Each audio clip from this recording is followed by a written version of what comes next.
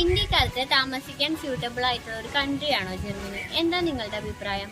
ഇന്നത്തെ വീഡിയോയിൽ നമ്മൾ അതിനെ പറ്റിയാണ് ചർച്ച ചെയ്യാൻ പോകുന്നത്. അപ്പോൾ എല്ലാവർക്കും ഫ്ലോറൻസ് അക്കാഡമിയുടെ പുതിയൊരു വീഡിയോയിലേക്ക് സ്വാഗതം.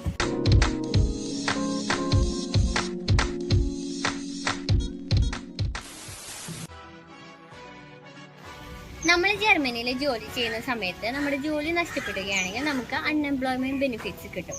അതായത് നമുക്ക് എത്ര സാലറി ഉണ്ടോ ആ സാലറിയുടെ 60% നമുക്ക് കിട്ടുന്ന ബെനിഫിറ്റ്സ് എന്ന് പറയുന്നത്.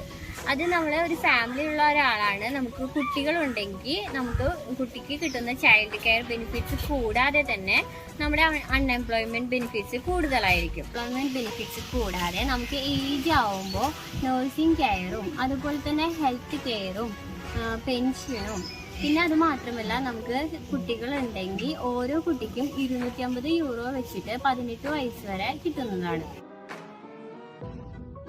എഡ്യൂക്കേഷന്റെ കാര്യം പറയുകയാണെങ്കിൽ ഇവിടുത്തെ കുട്ടികൾക്ക് കിട്ടുന്നത് 6 വയസ്സ് തൊട്ടിട്ട് കമ്പൽസറി എഡ്യൂക്കേഷൻ ആണ്. അതുകൊണ്ട് തന്നെ എഡ്യൂക്കേഷൻസിൽ യൂണിവേഴ്സിറ്റികളിലായാലും മാസ്റ്റേഴ്സ് ആയാലും ഈവൻ പ്രൈമറി ആണെങ്കിലും എല്ലാതും ഫ്രീ ആയിട്ടാണ് ഇവിടുത്തെ കുട്ടികളെ പഠിപ്പിക്കുന്ന. സ്റ്റുഡൻസിന് വൊക്കേഷണൽ സ്റ്റുഡൻസിന് ജോലി ചെയ്യാൻ സാധിക്കും എന്നത് മാത്രമല്ല അവർക്ക് സ്റ്റേഫിൻ്റോട് കൂടിയിട്ട് അക്കോമഡേഷനുള്ള പൈസയും ഗവൺമെൻറ് കൊടുക്കുന്നു.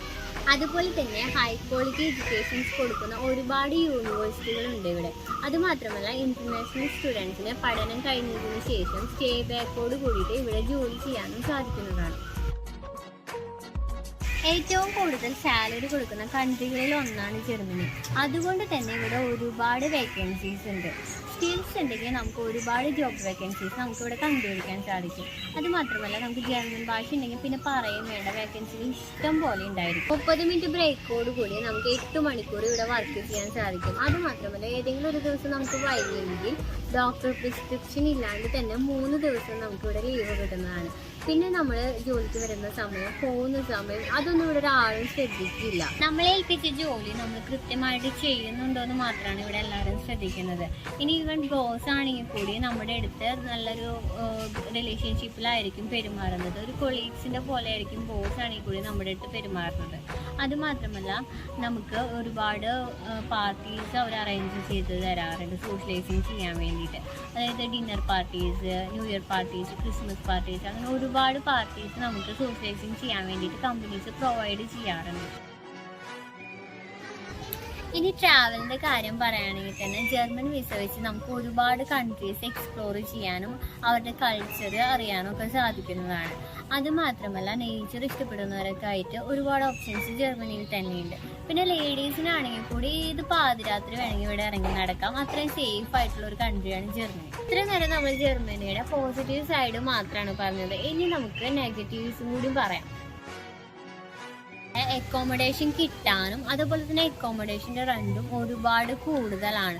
ഈവൻ ഫ്ലാറ്റുകളാണ് നമുക്ക് കിട്ടുന്നതെങ്കിൽ കൂടി അത് മിക്കതും അൺഫർണിഷ്ഡ് ആയിരിക്കും അല്ലെങ്കിൽ സെമി ഫർണിഷ്ഡ് ആയിരിക്കും. അതുകൊണ്ട് തന്നെ നമ്മൾ ഫർണിഷ്ഡ് ആക്കാൻ വേണ്ടിയിട്ട് അതിന് പുറകെ കുറേ നടക്കേണ്ടതായിരിക്കും. ഇങ്ങനെ കാര്യം പറഞ്ഞില്ലേ, അതിൽ നമ്മളിപ്പോൾ ഒരു ടേബിളോ വാഷിംഗ് മെഷീനോ അങ്ങനെ എന്തെങ്കിലും പർച്ചേസ് ചെയ്യുകയാണെങ്കിൽ തന്നെ നമ്മളായിരിക്കും അത് അസംബിൾ ചെയ്ത് വർക്കിംഗ് കണ്ടീഷനിൽ എത്തിക്കുന്നത്. അതുമാത്രമല്ല നമുക്ക് AC ഒക്കെ വീട്ടിൽ വെക്കണമെങ്കിൽ തന്നെ മുനിസിപ്പൽ കോർപ്പറേഷൻ്റെ സാങ്ഷനൊക്കെ നമുക്ക് കിട്ടേണ്ടതായിട്ടുണ്ട്.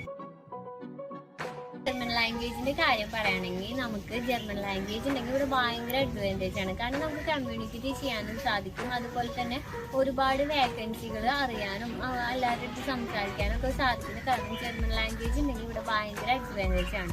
പക്ഷേ ജർമ്മൻ ലാംഗ്വേജ് പഠിക്കുക എന്നുള്ളത് അത്ര ഈസി ആയിട്ടുള്ള കാര്യമല്ല. ഭയങ്കര ബുദ്ധിമുട്ടാണ് ലാംഗ്വേജ് പഠിച്ചെടുക്കാൻ തന്നെ. നമ്മൾ ഇന്ത്യൻസിനെ കോമൺ ആയിട്ട് തോന്നുന്ന പല കാര്യങ്ങളും ജർമ്മനിയിൽ ചെന്ന് കഴിഞ്ഞാൽ ഒട്ടും കോമൺ ആയിരിക്കില്ല. എക്സാമ്പിൾ പറയുകയാണെങ്കിൽ നമ്മൾ രാത്രി 10 മണിക്ക് ശേഷം വലിയ ഉച്ചത്തിൽ സംസാരിക്കുന്നത്, TV വയ്ക്കുന്നത്, അതുപോലെ തന്നെ ഡ്രിൽ മെഷീൻ യൂസ് ചെയ്യുന്നത് അതൊന്നും അവിടെ അനുവദനീയമല്ല.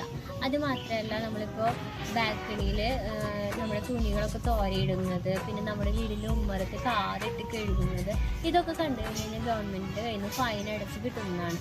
പിന്നെ നമ്മൾ വേസ്റ്റ് ഡിസ്പോസ് ചെയ്യുമ്പോൾ ബയോ വേസ്റ്റും പ്ലാസ്റ്റിക് വേസ്റ്റും സെപ്പറേറ്റ് ആയിട്ട് തന്നെ ഇടണം. പിന്നെ സൺഡേസിലൊന്നും ഷോപ്സോ ഒന്നും ഓപ്പൺ ആയിരിക്കില്ല. ആദ്യമൊക്കെ നമുക്ക് ഈ റൂൾസൊക്കെ കുറച്ച് ബുദ്ധിമുട്ടായിട്ട് തോന്നുമെങ്കിലും പിന്നെ കുറച്ച് നാൾ കഴിയുമ്പോൾ നമ്മളിതൊക്കെ ഫോളോ ചെയ്ത് പോകും. പ്രത്യേകതയാണ് അവർ ഭയങ്കര പങ്ക്ച്വലായിരിക്കും കാര്യങ്ങൾ. പിന്നെ അവർക്ക് വിശ്വാസം വളരെ ഇമ്പോർട്ടൻ്റ് ആണ്. അതുകൊണ്ട് തന്നെ ഒരു ഫോറിനറിനായാലും മറ്റൊരു വ്യക്തിനായാലും അവർ പെട്ടെന്നൊന്നും ഫ്രണ്ട്സ് ആക്കില്ല. ആ വ്യക്തിയുടെ ഒരു വിശ്വാസം വന്നു കഴിഞ്ഞാൽ മാത്രമാണ് അവർ ഫ്രണ്ട്സ് ആക്കുള്ളൂ. അതുകൊണ്ട് തന്നെ പല ഫോറിനേഴ്സിനും ഇതോട് വളരെ ബുദ്ധിമുട്ടായിട്ട് തോന്നാം. ഒരുപാട് ഡോക്യുമെന്റ്സ് ഉണ്ട് എല്ലാ കാര്യങ്ങൾക്കും. അപ്പൊ നമ്മൾ എവിടെ പോവാണെങ്കിലും ഈ ഡോക്യുമെന്റ്സ് ഒക്കെ ക്യാരി ചെയ്യണം. അവർ ഏതൊക്കെ ഡോക്യുമെന്റ്സ് എപ്പൊക്കെ ചോദിച്ചാലും അതൊക്കെ നമ്മുടെ കയ്യിൽ ഉണ്ടായിരിക്കണം. പിന്നെ ഇത് ഇവിടെ എല്ലാം ഫുൾ പേപ്പർ വർക്കാണ്, ഡിജിറ്റലൈസേഷൻ ആയിട്ട് വരുന്നുള്ളൂ. പിന്നെ ഇവിടെ എല്ലാ കാര്യങ്ങൾക്കും അപ്പോയിന്റ്മെന്റ് എടുത്തിട്ട് വേണം ചെയ്യാൻ. ഈ അപ്പോയിന്റ്മെന്റ് കിട്ടാൻ വേണ്ടി തന്നെ നമ്മൾ ഒരുപാട് വെയിറ്റ് ചെയ്യേണ്ടതായിട്ട് വരും. അതുപോലെ തന്നെ ഇവിടെ എന്ത് പേപ്പർ വർക്ക് വരാണെങ്കിൽ ഇവിടുത്തെ പ്രോസസ്സൊക്കെ ഭയങ്കര സ്ലോ ആയിരിക്കും. ഇവിടെയുള്ള ഒരു കുഗ്രാമത്തിലേക്ക് വരെ ട്രാൻസ്പോർട്ടേഷൻ ലഭ്യമാണ്. ഹൈ ക്വാളിറ്റി ട്രാൻസ്പോർട്ടേഷൻ ആയതുകൊണ്ട് തന്നെ അതൊട്ടും അഫോർഡബിൾ ആയിരിക്കില്ല.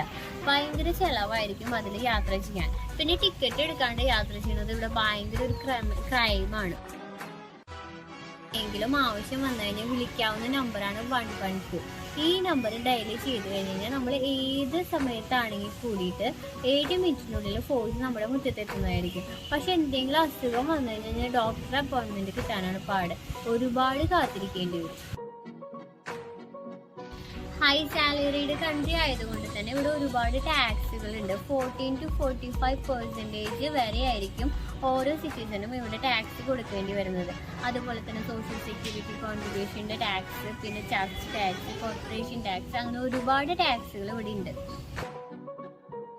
ഈ വെതറിന്റെ കാര്യം പറയുകയാണെങ്കിൽ ഇവിടെ 6 മാസം വിന്റർ ആണെങ്കിൽ 6 മാസം സമ്മർ ആയിരിക്കും. അങ്ങനെയായിരിക്കും വെതർ ചേഞ്ച് ചെയ്ത്.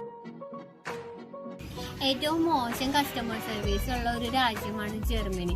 ഇനി നമ്മൾ ഇംഗ്ലീഷാണ് സംസാരിക്കുന്നതെങ്കിൽ ഇവിടുത്തെ ജർമ്മൻ സിറ്റിസന്റെ ബിഹേവിയർ ഒക്കെ വളരെ മോശമായിരിക്കും നമ്മുടെ അടുത്തുള്ളത്. പ്രത്യേകിച്ച് വയസ്സായിട്ടുള്ള ജർമ്മൻസ് ഉണ്ട്. എല്ലാവർക്കും ഇന്നത്തെ വീഡിയോ ഇഷ്ടപ്പെട്ടെന്ന് വിചാരിക്കുന്നു. ഇഷ്ടപ്പെട്ടെങ്കിൽ ലൈക്ക് ചെയ്യുക, കമന്റ് ചെയ്യുക, ഷെയർ ചെയ്യുക. അപ്പോൾ വീണ്ടും അടുത്ത വീഡിയോ കാണാം. Bye bye.